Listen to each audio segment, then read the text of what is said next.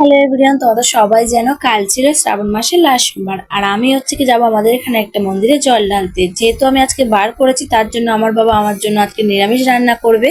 আমি যেহেতু ওই মন্দিরে যাবো দুপুরবেলা, তাই ভাবলাম যে বাড়ির ঠাকুরকে আগেই আমি পুজো দিয়ে দিই। আর আমাদের বাড়িতে একটা ছোট্ট শিব আছে, তো তাকে তো পুজো দিতেই হবে। আর ওই মন্দিরে যাওয়ার জন্য আমি ঝুড়িটাকে আগে গুছিয়ে রাখছিলাম। আর আমি নিয়েছিলাম গঙ্গা জল, বেলপাতা, ধূপ, বাতি আর ফুল।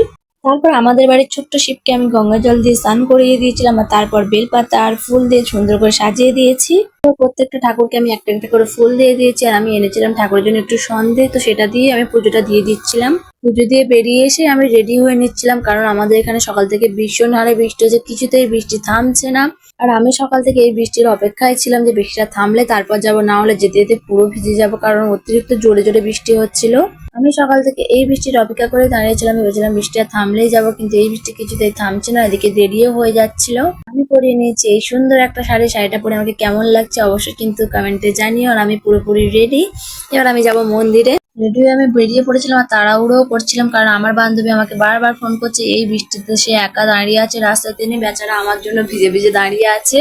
আর এদিকে নিয়ে নিচ্ছিলাম আমি ছাতা, কারণ ছাতা না নিলে আজ যেতে যেতে আমি পুরোপুরি ভিজেই যাবো। আর এদিকে চলে এসেছি আমি মন্দিরে। এসে দেখলাম যে ঠাকুরমশাই পুজোতে বসে পড়েছে, আর আমি প্রসাদটা দিয়ে চলে এসেছি এপারের মন্দিরে, কারণ পুজো না হওয়া পর্যন্ত জল ঢালা যাবে না। এদিকে আমি আর আমার বান্ধবী বসে বসে বোর হয়ে যাচ্ছিলাম, আর বাইরে হচ্ছিল অতিরিক্ত জোরে জোরে বৃষ্টি। তো আমাদের মাথায় বুদ্ধি আসলো যে ভিজে ভিজে আমরা রিলস বানাবো। তো আমরা ভিজে ভিজে অনেক কটা রিলস করেছিলাম আর ফটোও তুলে নিয়েছিলাম।